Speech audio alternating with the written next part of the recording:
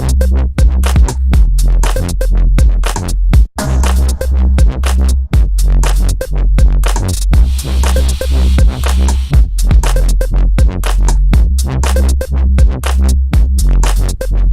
wore my best bibs tonight because I want to do my rendition of my favorite Geico commercial. The one where, you know, if you spend 15 minutes, you're going to save 15% of your car insurance. And they have old MacDonald come out, and his word is cow. And he walks up the stage, he says, cow. C-O-W-E-I-E-I-O.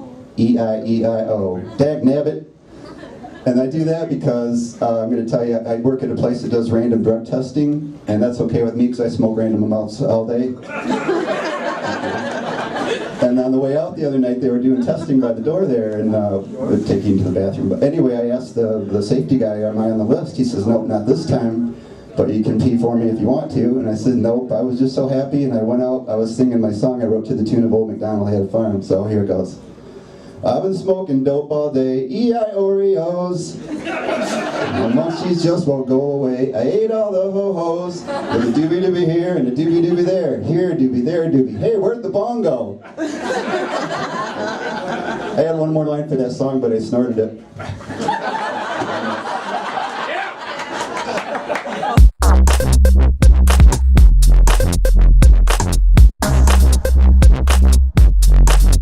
I did my first private show last weekend. I did a show for a group of swingers, which was kind of fun. My friends asked if I was nervous doing a set for a group of swingers, and honestly I wasn't, because it was really comforting performing for a group of people who were also really nervous about their performance that night. So we had that in common, which is great. I'm not a prude, but I'm also not like crazy sexually adventurous. The craziest thing I do is like drop a lot of cash at a pure romance party. But I mean, whatever. Like, I'm the only one. But my favorite product is their personal shave cream. It's called Coochie Cream. I really love it. Yeah. All right, fellas. Yeah. No, it's great because it comes in lots of different scents. There's like cherry and strawberry, but my favorite's pink cupcake. Because the way I figure, if my vagina's gonna look like it's 7, it might as well smell like it too.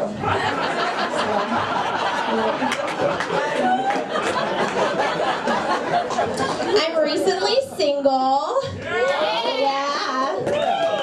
Yeah. Well, I mean, like, when you consider an entire lifespan, 5 years is recent. I'm not, like I said, I'm not like super crazy sexual, so I'm not really into one-night stands. I'm a relationship kind of girl, which means that I've been pretty celibate as of late, which is fine. I mean, I found, that when you're celibate, you can't get pregnant or can't get STDs. But I found out recently that you can get sexually inactive diseases. Some of my more promiscuous friends have gotten crabs. I've gotten dust mites. It's curable though. A can of lemon pledge and a Swiffer Super will clean it right up. So, fellas, ladies, what's up? What's up? My mom's ready for me to settle down. She's my problem is that I'm not putting myself out there enough, and I need to put myself out there more. I said, look, Mom, you've been married to Dad for 27 years. The problem is that you're not putting yourself out there enough, all right? You no longer know what I have to deal with. Okay, here are my options now.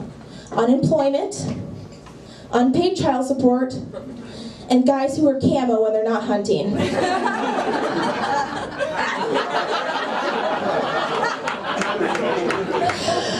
I don't know what these guys are thinking, right? Camo has the opposite effect on women as it does deer, right? If you approach me in camo, I'm going to be startled.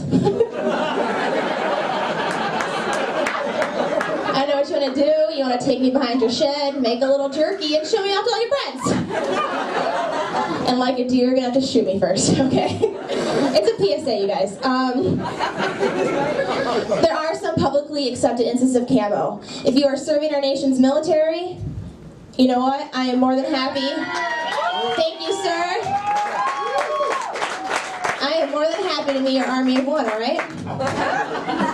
But if you approach me in camo and your job's occasionally donating plasma, it's not going to work out. It's not going to work out. I'm not saying I'm, a catch or a super prize. I was always, oh thanks, but I was really into HD chick rock growing up, so I'm a little jaded. I begged my dad to take me to a little fair because I thought it was an amusement park, and then I got really into chick rock. My favorite's Alanis Morissette. Do you have any Alanis Morissette fans in here? All right. The rest of you aren't being honest, okay?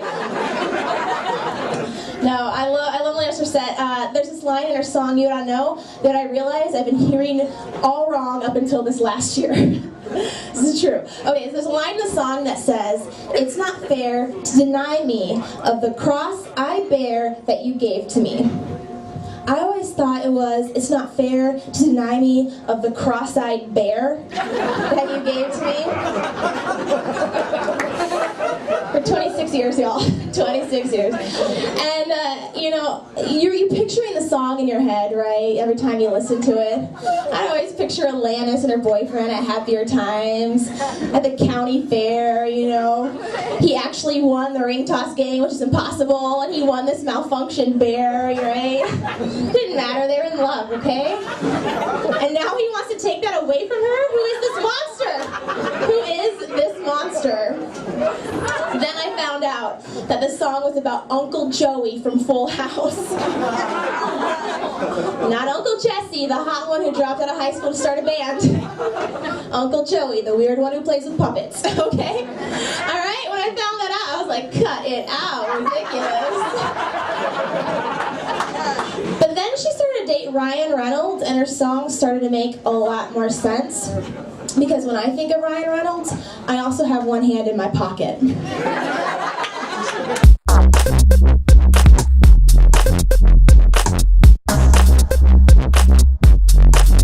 I'm a huge fan of history. I love history. I like finding historical figures that have said quotes that not a lot of people know about.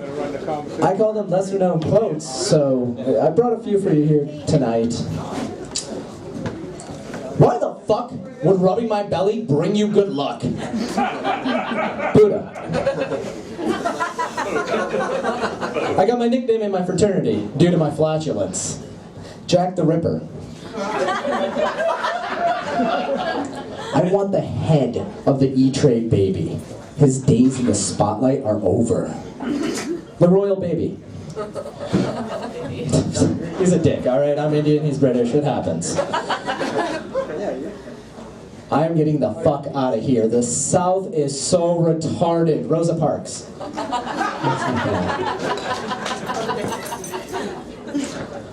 I decided I'm going to give my dick a new nickname. I decided I'm going to call it the Brown Reclusive. Because it's lonely and always seems to wear a hood. I had an ex who was really big into rough sex. Like, she was really big into it. She'd like it when I'd fuck her from behind and then burn a cigarette out on her. Yeah, well, people are into weird shit. Come on. Your strap-ons, this bitch like that, it's fine.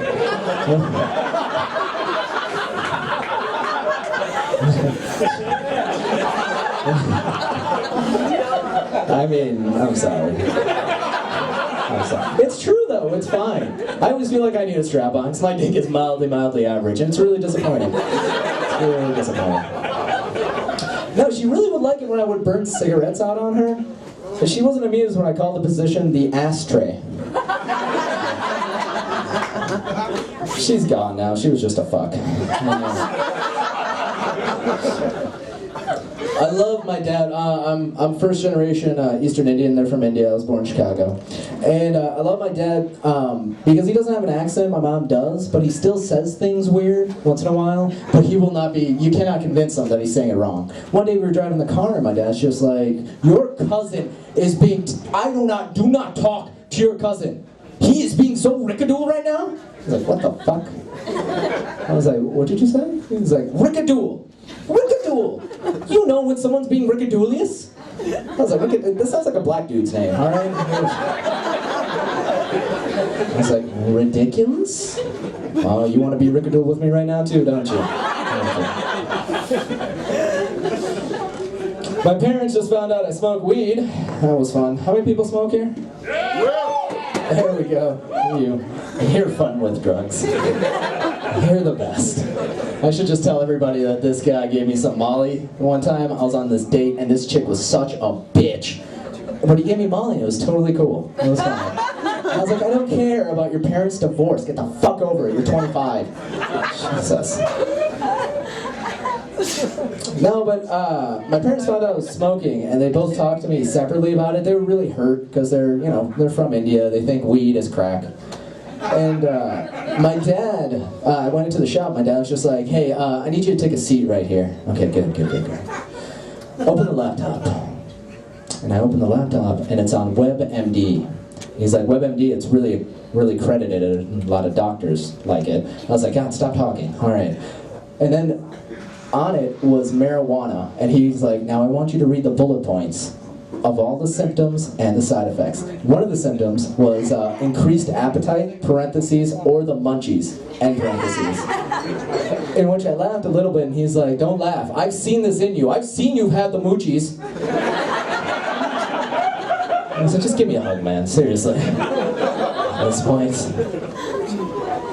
I've been really sober lately, and that's awful. That is god-awful. I ran out of weed, and then I'm not the biggest fan of drinking all the time. But I've noticed being this sober, like, I start caring about things. That's how sober I am. I start giving a shit. Like, I was watching CNN, and they were talking about Syria, and for a moment, I thought they were talking about the iPhone. And I was like, what did that bitch do? Oh my god. She doesn't like brown people, apparently. I see that Florida is conspiring to kill all kids and keep it a retirement state. Nobody? Alright, cool. So it's pretty terrible when my mom found out that I smoke, because the day she found out, she's very, very Indian, and the day she found out, she just came up and she was like, what happened was my sister gave me a call, and she's just like, hey man, mom just confronted me about the weed, she's gonna confront you. I have a furniture shop back in Kalamazoo, and she works with me. So, comes around 5:30, she comes in and she's like, Sonny, could you please take my car into the shop? I was like, Mom, I can't today, I gotta go to the gym, then I gotta go do this comedy thing. She's like, and then you have to go do drugs? And I was like, this is happening right now, isn't this? This is good. I'm like, listen, I know you talked to Rena. And before I can even say a word, she takes her shoe off and just starts beating me in my office. I don't know if any of you have ever been 25, graying, and have your own business, but it's really, really embarrassing when your mother beats you in your own office. And the entire time as she's beating me, she's like, what made you so weak? And I was like, well, the shoe beating sure shit didn't help any. Jesus. So she sits down and she's like, things are going to change here. Things are changing now. I'm like, why are you speaking like Yoda? And she takes an envelope and she's like, number 1. You and your sister are dead to me. You cannot even touch my body when I die. To that which I responded, I'm like, Mom, you're dead. I can put you in a fucking poker pose. It's not gonna matter. Number 2. I can come to your apartment whenever I want. And if I find anything, I will call the police. To that, I responded, I was like, Mom, in Kalamazoo, weed is decriminalized, so anything underneath an ounce is just going to be a $100 fee. And to which she responded by taking her shoe off and beating me again. So that hurt. She was really hurt for a while. Like, she wouldn't talk to me for a few weeks. And finally, when she started talking to me, she would just say really mean things. That's about it. So she, the first day she talked to me, she came up and she had brought me something, and she was just like, by mistake, you are my son. So I brought you something. I was like, oh, thanks, Mom. It's a V-neck. That's really nice of you. That's really good. The next day, I was talking to her, and I was like, hey, I was babysitting this cat, right? And it was so funny because when I gave the cat back, it peed on the owner's bed, but it didn't pee on my bed, Mom. Isn't that hilarious? And she's just looked at me, she's like, the cat probably peed on your bed, but you were too drugged out to notice. I'm like, yeah, that sounds accurate, actually. That's exactly what happened. the last day I had a dream where I agreed to be in an arranged marriage, and I was telling her about it, and I was just like, yeah, I agreed to be in an arranged marriage. It was nuts, and you were there, and you're so happy, and blah blah blah. And she just looked at me. She's like, who would want to marry you? The fathers are better off choking their daughters. And I was just like, Mom, you're being so rickadoo right now. You need to calm down. And guys, that's my time. My name is Sonny Pandit. Thank you very much. Give it up for Brian B.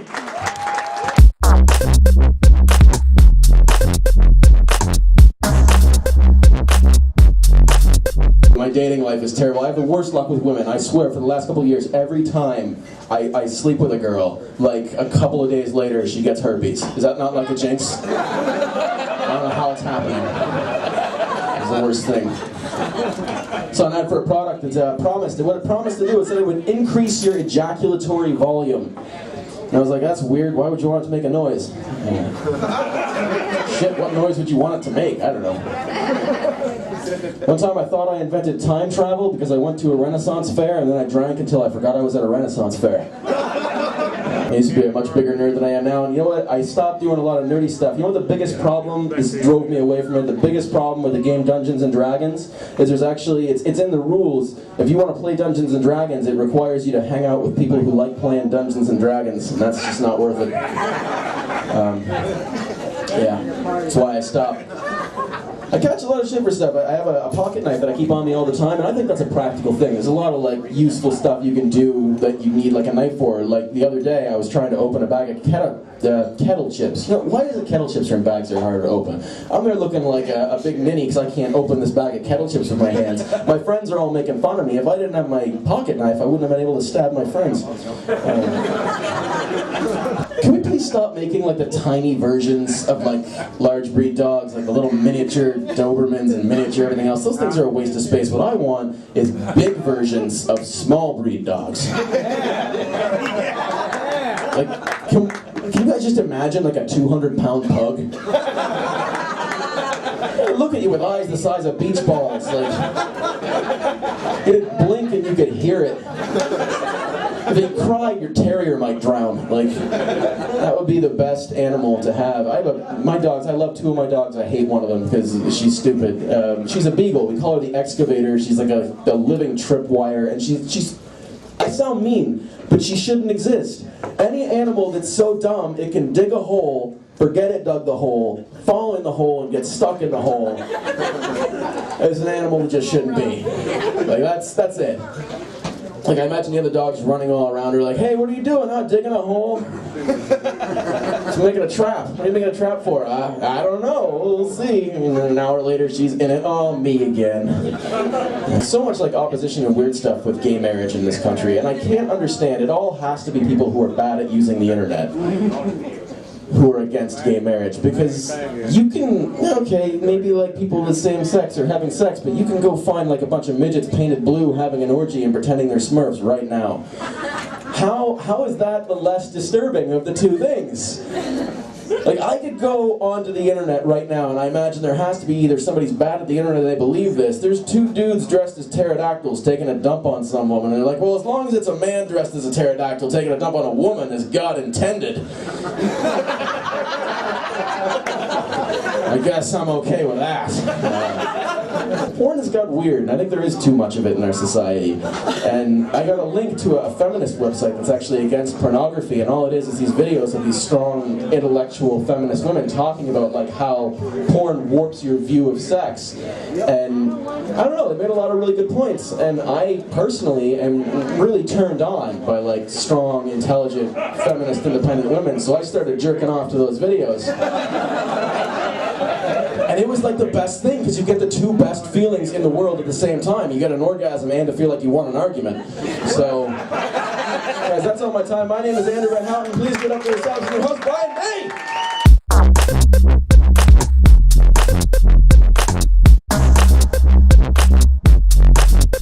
We're gonna start out by just letting you guys know something off the top. I got approached by a comedian who's been working for a long time, and he said, hey man, if you want to get remembered in this business, you gotta have a catchphrase. And he was dressed as a clown, so I know know he knows what he's talking about. So I have one, I'm going to use it. You probably won't even notice it, but if you think it's something's weird,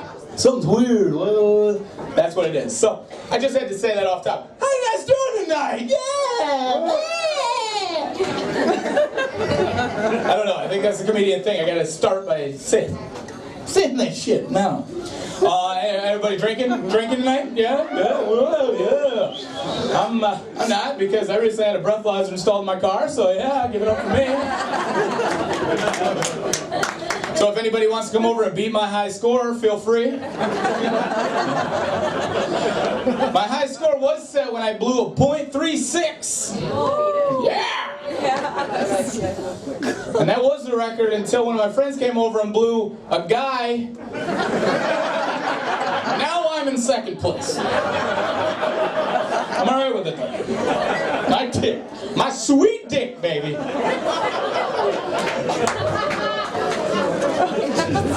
What was that? Oh yeah. Want to apologize for looking like this? I try my best when I go out, but both of my parents were Abraham Lincoln, so I don't have a lot of choice. You got a problem with it? I got my yourselves. My dick, my baby dick.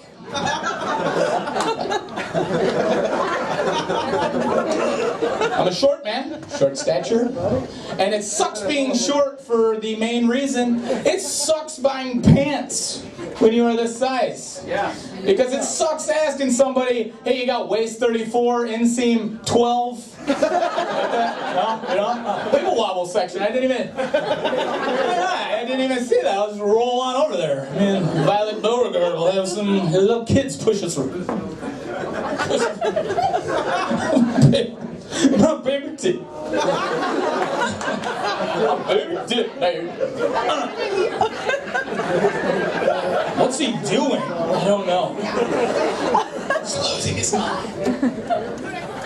There's so many things I hate at this point in my life. I don't know. I've just become like an insane, just crazy shit bag person. Like, one thing that really fucking bothers me, I don't know if this bothers anybody else, but can we just accept, okay, Taco Bell happens. Everybody eats there, you're drunk, you whatever, you eat it. Could we just all agree to not talk about it in public? Yeah. You're disgusting. Don't like, yeah, for dinner I'm gonna have a couple chalupas probably, and then a big Baja Blast. Gross. Gross. Just because if you're a chick and if something sexual happens, because sexual stuff happens. I know you're gonna be farting while we're fucking. And I don't need that going on while I'm trying to get hard. Oh, she's gonna be farting and my boner's gonna go away halfway through, and then I'm gonna be like, trying to like silly putty my cock back into her. This is gonna be terrible. My dick, my sweet dick, baby, my silly putty dick. Fucking ridiculous. You don't talk about Taco Bell out in public. You take it home. You get in your tub. You get naked and you eat it with it dripping on you. The way it was intended to be eaten. Damn it, you don't talk about it. I'm gonna have a fucking quesadilla from Taco Bell for dinner. Scrumptious. Shut up. Another thing I hate is just people I don't know thinking it's okay to just come up and talk to me, like in just public places, so what I've started doing, just so they don't try to talk to me, is I wear headphones everywhere I go now. Like the gym is one, that's a big one. The city bus is another big one. And then church, you know. Yeah, you're nice, I believe you. But like, I have headphones, and most of the time it doesn't even have a thing hooked to it. Like the cord just flailing behind me. Like I can't. Yeah, thank you. Yeah. Church. Yeah. Jesus. Right? Where's the chick? She's gone? Jesus chick. I don't know. I like liked her. I think she's crazy enough to where she'd fuck me for some reason. It would be very good, but you know, she's screaming, "Oh God!" I don't know if it's because of how average I'm doing, or because she's used to black dick and mine's smaller, but it's probably more well kept. I don't know. What are we doing here? What are we doing? No, I'm friends with a lot of. I gotta do this joke so I don't get in trouble. But I have a lot of black friends, and I play sports. Yeah. Oh Jesus! Coming to get them. I have a bunch of black friends, and I love them. They're crazy. They call me the N-word. It's weird, but I love them. But one thing I fucking hate is shaking hands with black guys. Like, I am so white, I always come in with this honky, "Hey, how you doing?" And they're always coming in with like an elbow or the wraparound like thing. Or the worst one is when they come in with the fist, and because I'm white, I just grab it, stare at them.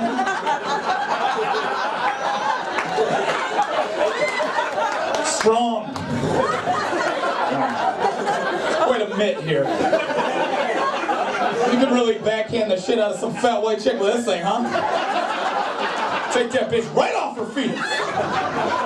My dick, baby. My sweet dick. This is ridiculous. What are we doing here?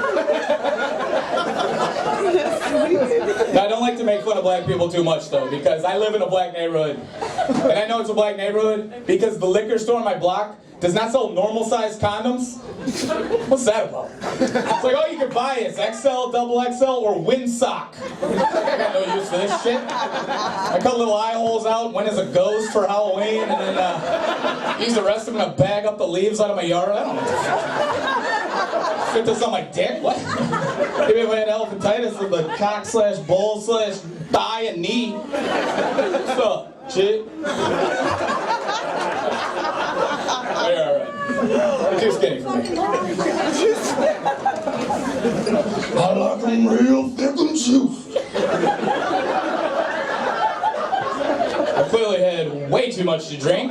Wait staff, your fault. That's on you. I literally had a beer. I have mental problems.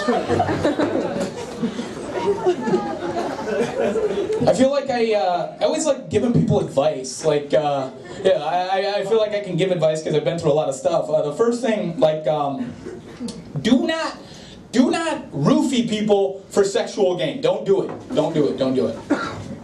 However, I roofied someone recently, and it wasn't for sexual gain, but it was because when she went to the bathroom, she put a napkin over her drink, and I wanted to prove to her that's not a very good way to not get roofied.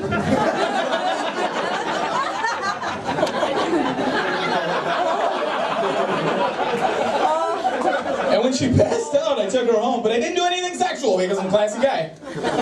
But I did string her up as a puppet and act out my favorite scenes from The Sound of Music. High on a hill was a lowly goat,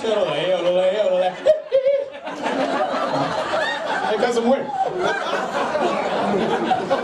Another thing I do not condone domestic abuse. Don't do it. Comedians, I'm looking at you. Don't do it. However, I wish there was some sort of awards program or incentive thing to where I could build up points each time I do the dishes or take out the garbage, to I could build up enough points so I could build up for a punch that I could use at any time. Just any time if I get enough points.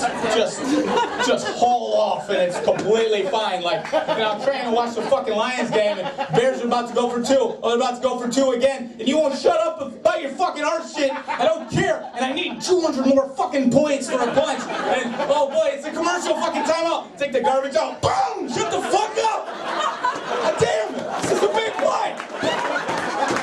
Please! Hey, that's my sweet dick and that's my sweet time. Get it up for Brian B.